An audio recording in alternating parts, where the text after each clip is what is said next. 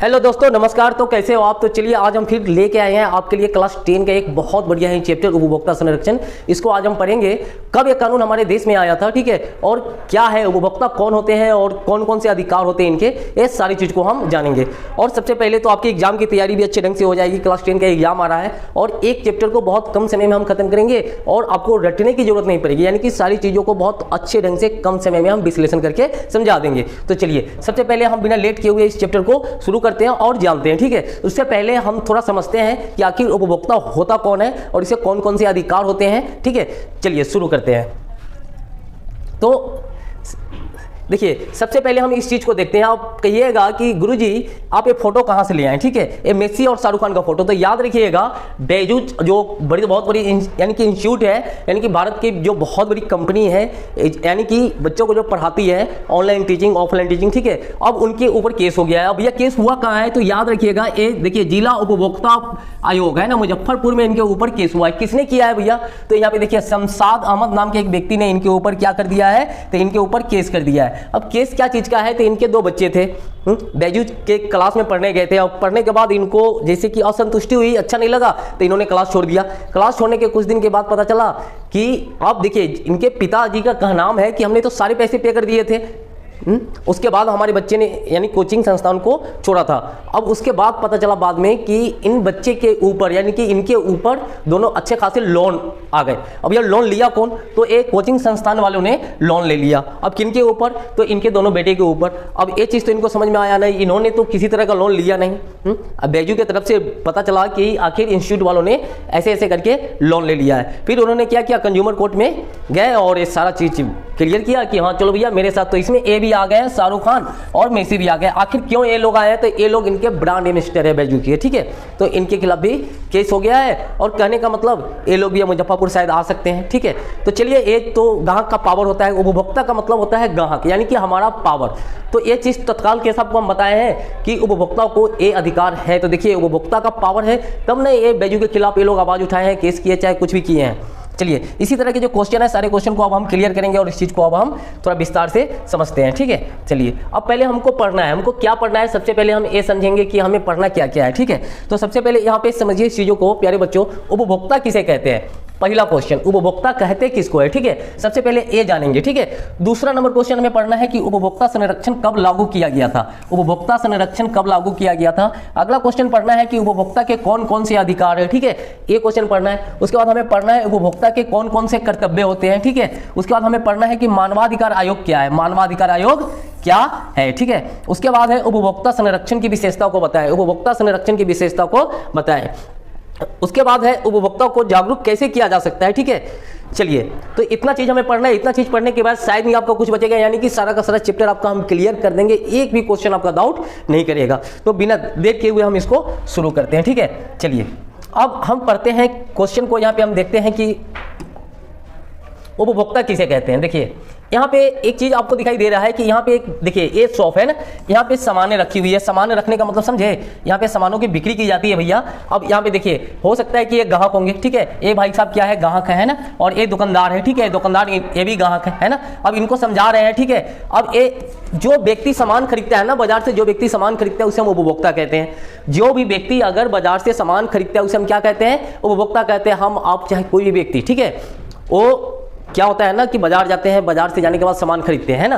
तो सामान खरीदने के बाद जो भी चीज़ हम खरीद के लाते हैं, तो सामान खरीदने के बाद भी हमें बहुत सारे अधिकार दिए गए हैं कि अगर हम सामान का उपयोग करें या फिर सामान खरीदने से पहले हमें बहुत सारे अधिकार दिए जाते हैं कि अगर कुछ हो जाए तो हम किसके खिलाफ, दुकानदार या फिर कंपनी के ऊपर केस कर सकते हैं, यानी कि बहुत कुछ कर सकते हैं। तो इसके लिए बहुत सारे प्रावधान है, बहुत सारे कानून है, ठीक है। तो जो व्यक्ति सामान खरीदता है बाजार से उसे क्या कहा जाता है, उपभोक्ता कहा जाता है। आप सीधे सीधे लिख सकते हैं, ज़्यादा कुछ विशेष की जरूरत नहीं है, ठीक है। चलिए आगे चलते हैं, नेक्स्ट क्वेश्चन को हम देखते हैं, ठीक है। नेक्स्ट क्वेश्चन क्या है कि उपभोक्ता संरक्षण कब लागू किया गया, ठीक है। उपभोक्ता संरक्षण कब लागू किया गया। याद रखिएगा 1960 में, ठीक है ना, इसके लिए आंदोलन हुआ था। ठीक है, क्या हुआ था? इसके लिए आंदोलन हुआ था, लेकिन याद रखिएगा 1980 तक ये तुर पकड़ लिया था। 1980 तक ये तुर पकड़ लिया था। ठीक है, और फाइनली 1986 उपभोक्ता संरक्षण कब लागू किया गया? तो 1986 में इसे लागू किया गया। उन्हें कब लागू किया गया? उपभोक्ता संरक्षण कब? देखिए यहाँ पे है ना, कंज्यूमर प्रोटेक्शन है ना, एक छत्ता के नीचे पूरे परिवार है। ठीक है, तो याद रखिएगा इसे 1986 में लागू किया गया था। आपसे पूछ लेगा कि इसकी शुरुआत कब हुई थी, तो 1960 में इसकी शुरुआत हुई थी। 1980 तक ये क्या हुआ था? ये रफ्तार पकड़ लिया था। ठीक है, कब रफ्तार पकड़ लिया था? तो 1980 तक ये रफ्तार पकड़ लिया था और 1986 में इसे फाइनली इसे लागू कर दिया गया। ठीक है, कब लागू कर दिया गया? तो 1986 में इसे लागू कर दिया गया, और लागू कर देने के बाद हमें भी बहुत सारे अधिकार मिल गए। अब हम भी चौड़ा होकर जाके बाजार में सामान खरीद सकते हैं और अपने अधिकारों के लिए लड़ सकते हैं। ठीक है, तो चलिए अब आगे देखते हैं। तो नेक्स्ट क्वेश्चन को हम थोड़ा देख लेते हैं कि नेक्स्ट क्वेश्चन क्या है। ठीक है, देखिए उपभोक्ता के कौन कौन से अधिकार हैं? उपभोक्ता के कौन कौन से अधिकार हैं? ठीक है, तो सबसे पहले क्वेश्चन को जानते हैं। तो उपभोक्ता के निम्नलिखित अधिकार हैं। पहला है सुरक्षा का अधिकार। अब भैया ये सुरक्षा का होता है, आप सीधी लाइन में इसको हम समझेंगे। सुरक्षा का अधिकार क्या होता है? देखिए आप बाजार से बहुत सारी चीजें लाते हैं खरीद के, है ना, तब भैया आप जो चीज़ों को खाते हो तो सुरक्षित रहने का अधिकार है ना, कि कोई भी चीज़ अगर हम यूज करते हैं तो सबसे पहले ये तो जरूरी है ना कि जो चीज़ हम ला रहे हैं वो हमारे लिए सुरक्षित होना चाहिए। बात समझे कि नहीं? हमारे लिए अच्छी होनी चाहिए। तो ये तो है सुरक्षा का अधिकार। जो भी चीज़ हम खरीद के बाजार से लाते हैं वो चीज़ हमारे लिए शुद्ध होना चाहिए, यानी कि उसमें किसी तरह की कोई समस्या नहीं होनी चाहिए।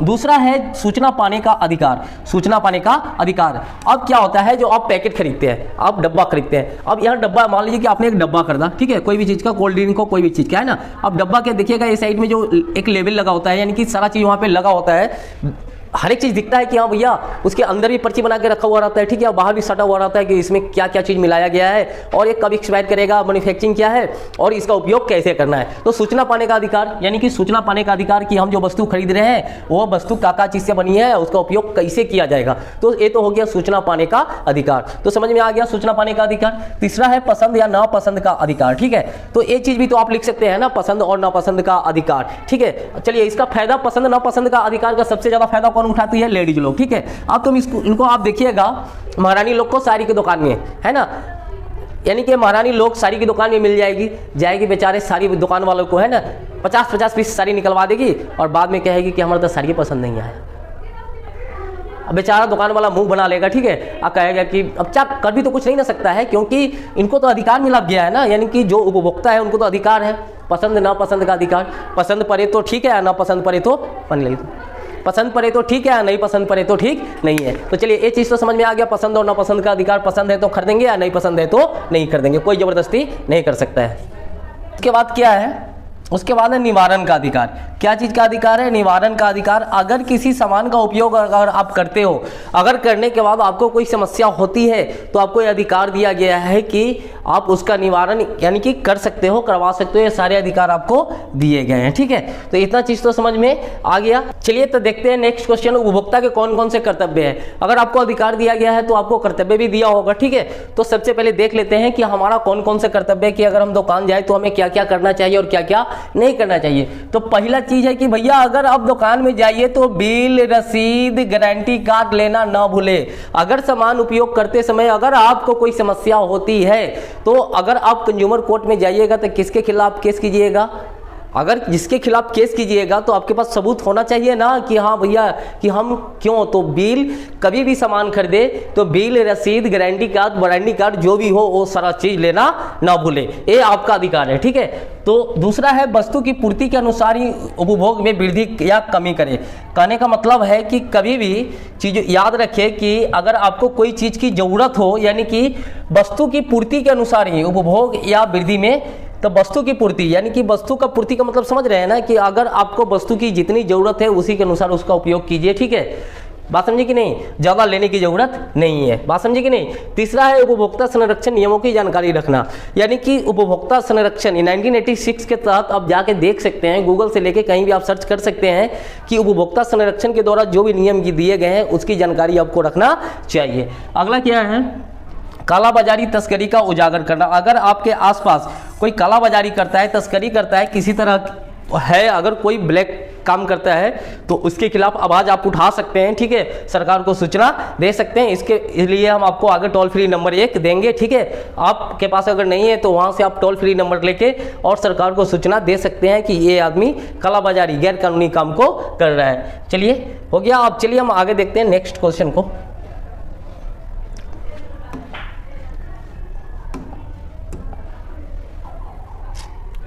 मानवाधिकार आयोग क्या है, ठीक है, क्वेश्चन बहुत अच्छा है। मानवाधिकार आयोग क्या है, तो याद रखिएगा कि मानवाधिकार आयोग यानी कि हमारे भारत में किसी भी इंसान को रहने के लिए यानी कि पूरी आज़ादी है। कोई भी इंसान अपनी ज़िंदगी अच्छे ढंग से जी सकता है, घूम सकता है, फिर सकता है, जैसे मन चाहे वैसे जी सकता है, किसी को रोक टोक नहीं है, ठीक है।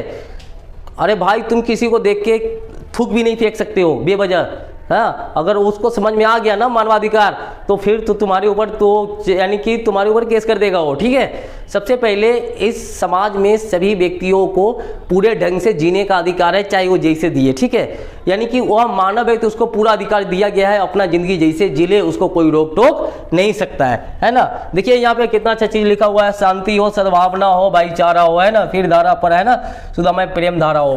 कहने का मतलब ये मानवाधिकार है ना, सभी मानव को बराबर अधिकार दिया गया है, समान अधिकार दिया गया है कि जिसको जैसे मने वैसे जियो, कोई रोक टोक करने वाला नहीं है, ठीक है प्यारे बच्चों। तो चलिए ये चीज तो समझ में आ गया। चलिए अब हम आगे देखते हैं नेक्स्ट क्वेश्चन को कि नेक्स्ट क्वेश्चन क्या है मेरा। उपभोक्ता संरक्षण की विशेषता बताएं, ठीक है। उपभोक्ता संरक्षण की विशेषता क्या है, तो भैया समझ लो कि आपको हम बताए थे ना, उपभोक्ता किसी भी टेलीफोन या मोबाइल से मुफ्त में, ठीक है, क्या कर सकता है, संबंधी जानकारी प्राप्त कर सकता है। राष्ट्रीय उपभोक्ता लाइन नंबर, ठीक है, देखिए 180011 है ना 4000 है ना, यह क्या है ना शुल्क मुक्त यानी कि निःशुल्क है, आप इस पे कॉल कर सकते हैं, ठीक है। ये टोल फ्री नंबर है, ठीक है। अगर आपको कोई जानकारी चाहिए उपभोक्ता संरक्षण से इसकी जानकारी ले सकते हैं। अगर आपको कोई केस करना हो, अगर मान लीजिए कि आपने कोई सामान खरीदा, सामान खरीदने के बाद या फिर कोई समस्या आती है, जैसे कि आप ग्राहक हो, आप दुकान में गए, आपने कोई सामान खरीदा, उससे आपको कोई परेशानी हो रही है, ठीक है, तो आप अपने चले जाइए मुजफ्फरपुर, जैसे कि मेरा डिस्ट्रिक्ट हो गया तो आपका जो डिस्ट्रिक्ट बनता है वहाँ पे चले जाइए। और इसके लिए एक चीज़ जान लीजिए, कोई वकील की जरूरत नहीं है, सादे पेपर पे अपना पूरा डिटेल लिख के दे दीजिए कि हाँ आपके साथ कौन कौन सी समस्या